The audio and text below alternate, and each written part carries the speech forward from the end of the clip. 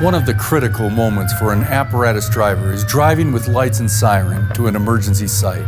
Safety is paramount. You must get to those in need without causing harm to yourself, your crew, or citizens along the way. Let's look at the best practices for safe emergency driving. Make sure you have the proper frame of mind. Don't think ahead to the emergency site. Rather, focus on driving safely now. It's better to take an extra minute or two to arrive safely than to not arrive at all. Before leaving, conduct any immediate inspections that are dictated by department protocol. Buckle up and make sure your passengers are also buckled. Adjust your mirrors and seat. Make sure the bay or garage doors are fully open before pulling out onto the apron. Activate your headlights, lights, and siren according to department protocol. In Utah, if you want to exercise the privileges associated with emergency driving, you must activate your lights or audible warning device as you drive to the emergency. Scan left, right, and left before exiting the station. Watch for tailgaters who may pull in right behind you as you leave. Be especially cautious if you're not the first apparatus leaving the station. Civilian drivers may not realize another emergency vehicle is coming. Travel at a safe speed. Although you are permitted to go above the speed limit with lights and siren, you are also required to drive safely. Speeding may decrease your arrival time by seconds or even a couple minutes, but it also increases your chance of losing control or causing a collision.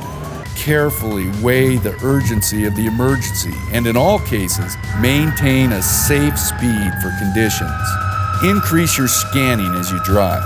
Look for hazards such as parked cars pulling in front of you, pedestrians walking into the streets, driveways and roadways with limited view or blind spots. Cover your brake as you approach these hazardous conditions. Each intersection is a critical hazard, even if you have a green light. Approach an intersection slowly. Left of center only if necessary. Scan all lanes of traffic to make sure the other vehicles are stopped before proceeding. If you are unable to determine if the vehicles are stopped, slow down and do not proceed until you are sure they are. Vehicles may not know why other traffic is stopped and may continue through the intersection. You can't rely on your lights and siren to keep you safe. You must clear every intersection before proceeding. Be sure to follow any additional department protocols for approaching intersections. For example, you may be required to come to a complete stop at each intersection before moving through. If traveling in a convoy, maintain a safe following distance. 300 to 500 feet is recommended. Continue scanning until you have parked the apparatus at the emergency scene. Even though your adrenaline might be dropping, don't let your guard down when returning to the station from the emergency. Continue to employ the defensive driving techniques that got you to the emergency site safely. Finally, use reference points and spotters should you need to back the apparatus into the fire station.